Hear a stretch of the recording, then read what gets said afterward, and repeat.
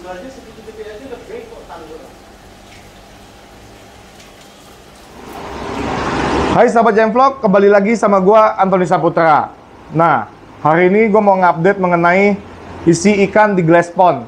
Jadi itu kemarin banyak banget sahabat-sahabat Jemvlog yang sedikit gua naikkan cuplikan mengenai glass pond yang sudah gua isi dengan ikan. Memang kemarin itu gua isi dengan ikan masih sedikit. Jadi itu baru hari ini gua masukkan ikan semuanya yang ada di jam tank. Jadi itu kenapa kita nggak update pada saat prosesi pemindahannya? Karena gue berpikir bahwa cuma mindahin ikan bukan sesuatu hal yang penting banget untuk gue naikin jadi sebagai konten. Karena apa? Ada beberapa hal yang menjadi pertimbangan gue untuk tidak menaikkan konten. Yang pertama, kalau misalkan ada penonton-penonton baru yang belum mengikuti Jemvlog dari awal, ini air masih hijau. Ini akan jadi bahan bulian, akan jadi bahan cibiran. Karena apa? Airnya masih hijau. Memang untuk menjadikan air menjadi kristal clear atau menjadi jernih seperti yang ada di jam tank sedia kala, itu memerlukan waktu yang cukup lama. Dalam artian bisa makan waktu 3 minggu kah, 1 bulan kah, 1 bulan setengah kah. Nah, hari ini gue padatkan atau gue isi full ikannya supaya mempercepat menjernihkan si air juga. Jadi semakin banyak ikan akan semakin jernih selama media filter kita support. Selama media filter kita bisa menopang populasi ikan yang ada di sini. Nah, jadi ini memang tidak seutuhnya hijau. Sudah tembus pandang, sudah enak dilihat. Nah, ini contohnya. Nah, ini dari sini pun terlihat ikannya sampai ke dasar tuh dapat. Memang nggak sepenuhnya hijau. Tapi kalau di kamera gua pasti selalu menangkapnya yang kuning akan menjadi sangat hijau. Jadi pasti sahabat-sahabat Jemvlog mengira ini alga, lumut. Jadi kita nggak bisa merawat atau memaintain si air yang kita punya. Sebetulnya bukan begitu. Jadi setiap orang yang memiliki glass pond, tank besar ataupun akuarium sekalipun akan diserang dengannya namanya new tank syndrome. Nah, jadi gini sahabat Jemvlog. Untuk memindahkan ikan ini, kemarin itu gua kuras dulu airnya sedikit yang ada yang di glass pond sini. Gua kuras dulu sedikit. Gua masukkan air yang ada di jam tank. Gua masukkan air yang ada di jam tank ke sini sehingga parameter airnya kurang lebih sama.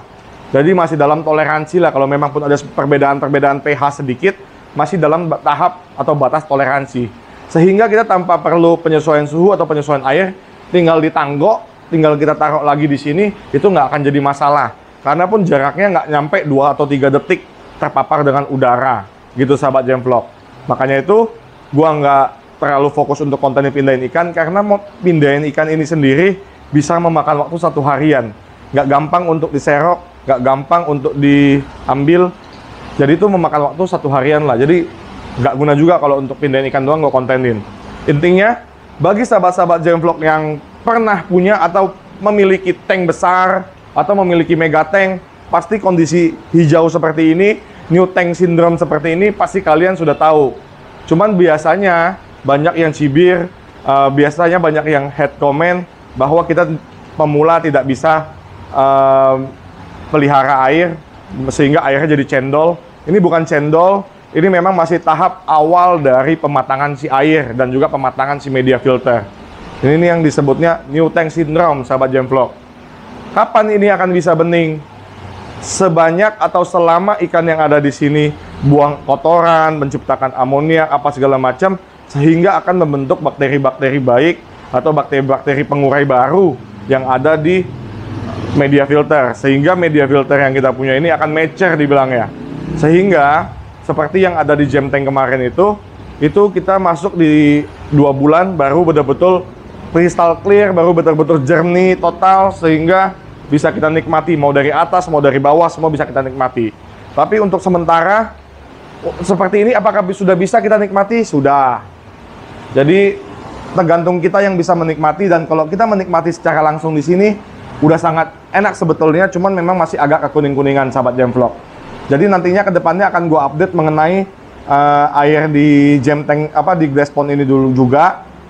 Kedepannya gue akan update. Kalau sudah bening gue akan update lagi. Yang pasti semua ikan-ikan yang ada di jam tank sudah gue pindahkan ke sini kecuali pari. Pari gue nggak pindahkan ke sini karena agak-agak seram karena ini semi outdoor. Parinya dan juga yang paling penting adalah banyak yang kemarin bilang itu batas air dengan kaca kok begitu tipis nih, nggak takut ikannya lompat apa? Nah ini ikan sudah hampir mau 2 hari di sini, ikannya masih belum ada sesuatu yang menunjukkan ingin lompat atau bisa keluar atau bisa lompat. Jadi sampai sejauh ini 2 hari masih aman-aman aja. Nah, kenapa gua nggak taruh pari di sini? Yang paling beresiko adalah pari. Kalau yang frameless begitu, sahabat Gemvlog. Jadi kalau yang terlalu dekat dengan ambang-ambang pinggir-pinggir kolam, itu yang paling berbahaya adalah si pari. Dan juga kalau kita nggak punya gabus atau kita nggak punya cana, ini masih dalam batas aman. Sementara yang beresiko lompat adalah di sini Arowana Super Red, kemudian Dorado, kemudian sudah sih harusnya. Tibas mungkin ada kemungkinan kalau dia sedang dibully. Cuman sejauh ini ikan-ikan yang memang sudah lama mereka hidup bareng di jam tank sehingga mereka sudah tidak saling membuli. Yang ada tempat makin besar dan juga arus sangat kencang sehingga mereka fokus untuk berenang sebenarnya, tidak fokus untuk saling membuli. Jadi kita bisa lihat bersama, ini udah 2 hari tidak ada yang lompat, tidak ada yang menjadi korban. Menurut gua kenapa ikan bisa lompat, mau kita juga surut ataupun kita akuarium kita kadang pendek juga ikan bisa lompat kalau kita nggak tutup atasnya karena tempatnya kecil. Begitu dikejar sama yang lain atau begitu dia nggak cocok dengan air, dia akan lompat untuk keluar. Nah kalau di sini tempatnya agak besar, dikejar sama yang lain, dia masih punya tempat untuk menghindar dan tidak saling hantam lah, sehingga potensi untuk mereka lompat itu kecil karena di sini sudah tidak ada yang saling bully. Di sini sudah oke sih, mereka sudah berenang ke sana ke sini, sudah tidak ada masalah sahabat Gemvlog. Jadi selain ada ikan-ikan yang ada di jam tank kemarin, Dutch, pacu, belida, tibas, perot, Oscar dan segala macamnya, di sini gue menambahkan ada RTC. Kenapa RTC gue nggak taruh di jam tank? Karena RTC gue sudah lumayan besar, size-nya sudah kemarin gue ukur 32 sentian yang paling kecil, sehingga akan kurang nyaman atau akan kurang aman ketika gue taruh di jam tank karena perbedaan size yang cukup jauh dengan ikan-ikan yang gue lagi besarkan di jam tank. Jadi gue memutuskan untuk menaruhnya di sini supaya dia bisa makin besar dan makin max size sahabat Gemvlog. Yang mau diinformasikan juga kali ini, kemarin sahabat-sahabat Gemvlog banyak yang komentar kenapa nggak jadi 2 tingkat, kenapa cuma jadi di sini. Nah kalau sahabat-sahabat Gemvlog mengikuti konten-konten kita sebelumnya, gue jelaskan kenapa gue buat seperti ini. Yang pertama karena gue tidak tempelkan ke tembok ke sana, di bawah sini ada septic tank.